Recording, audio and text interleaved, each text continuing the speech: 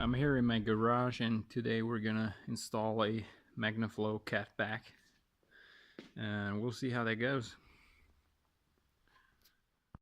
So there we have the Catback system, which is about to go underneath my Camaro. I was actually just looking for a nice exhaust, nothing too loud, because I already have a loud exhaust underneath my Trans Am, and my exhaust right now looks like shit. If you check this out, this is horrible. So we're gonna install the Magnaflow, and let's see how that works. So I got the old exhaust already out.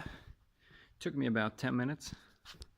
You have to cut the exhaust pipe right where it goes over the axle, because the original exhaust is one piece and you can't take it out. And if you take a look at the Magnaflow, this one is already divided right here, so you can put it over the axle.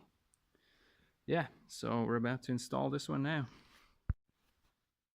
So I got the exhaust installed.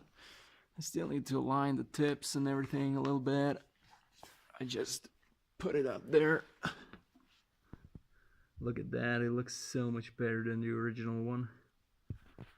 So let's see how it sounds right now.